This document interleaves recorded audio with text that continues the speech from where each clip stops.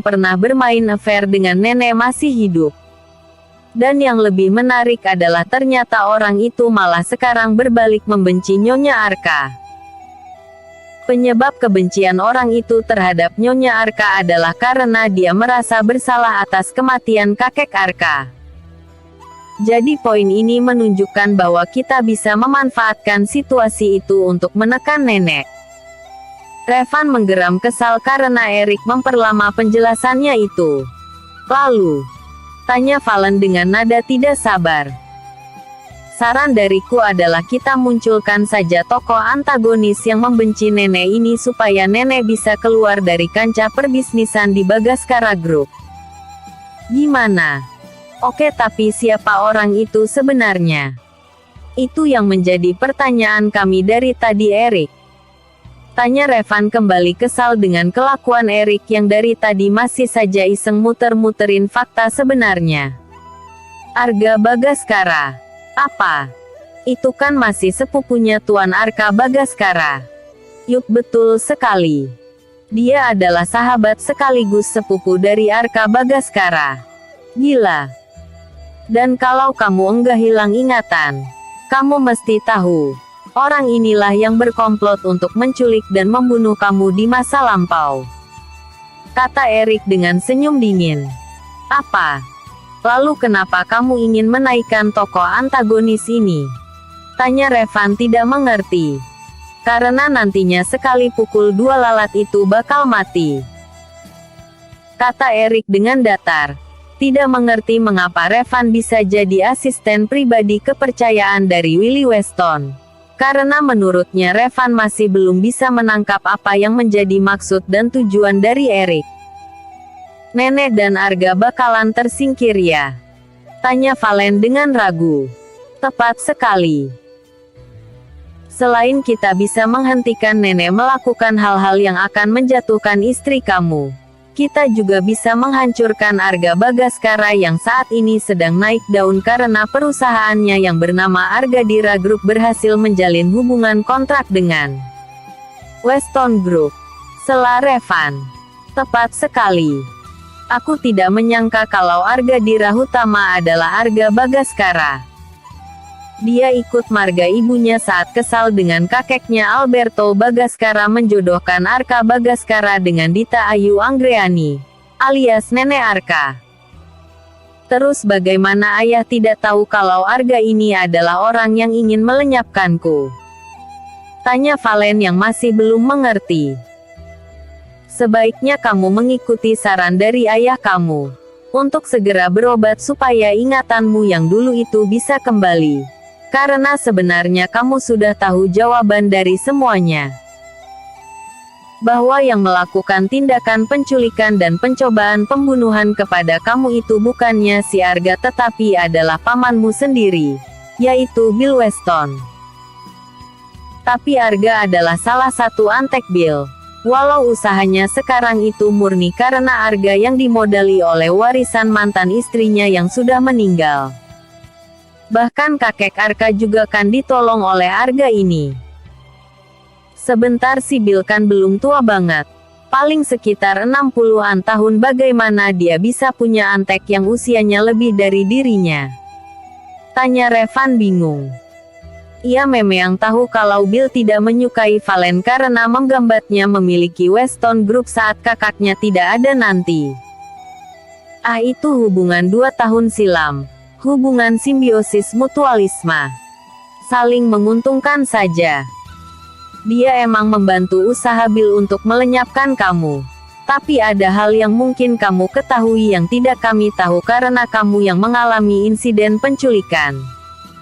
Makanya kamu mesti sembuh. Tapi kayaknya hubungan antara Bill dan Arga tidak berlanjut saat Arga dirundung rasa bersalah atas kematian sepupunya. Ya, kakek sedikit salah paham. Sebenarnya hubungan mereka bukan seperti saat mereka ABG dulu. Tapi kakek mengira kalau nenek bakal balik sama si Arga ini. Mengingat mereka pernah memiliki hubungan romantisme dan Arga pun sudah tidak memiliki istri. Jelas Erik lagi. Gila bro.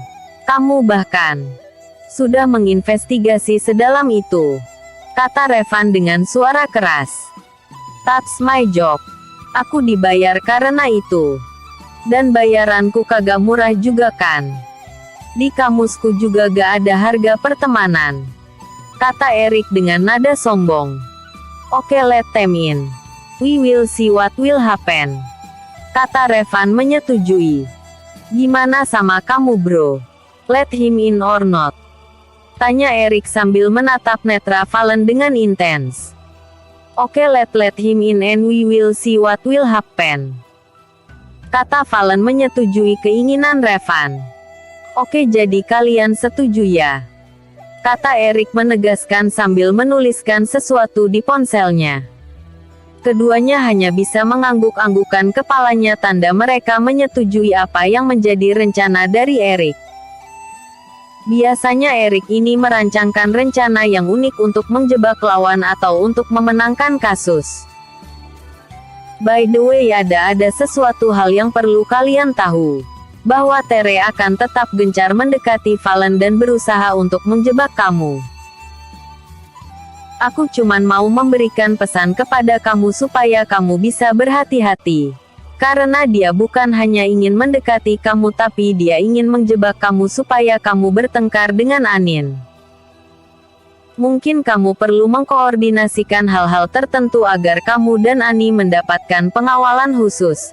Terutama istri kamu yang masih polos itu. Pesan Erik sambil membereskan berkas-berkas yang tadinya dia bawa dan ia masukkan ke dalam tas. Rupanya dia sudah mau bergerak lagi untuk menyelesaikan rencananya agar hasilnya akan cepat. Kamu mau kemana lagi? Tanya Revan kepada Erik.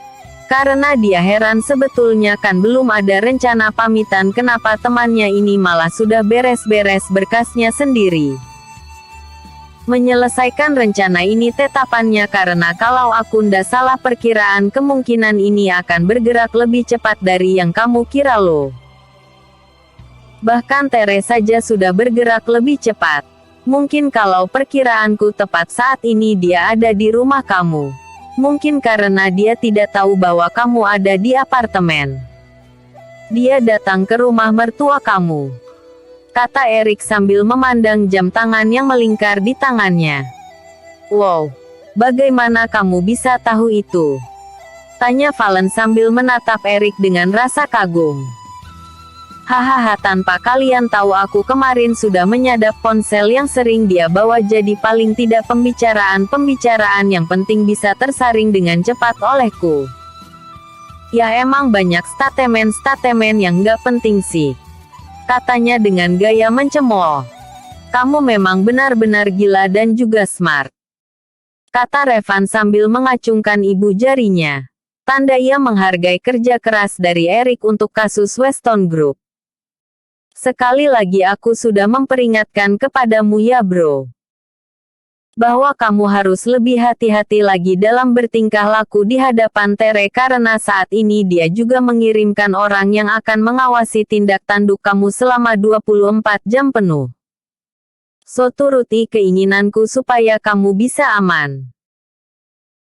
Bawa pengawal sebanyak-banyaknya supaya bisa menghalau orang-orang yang tidak penting dan juga kamu harus sewakan pengawalan khusus buat istri kamu yang polos itu supaya tidak terjebak oleh permainan Tere. Kata Erik sambil berlalu.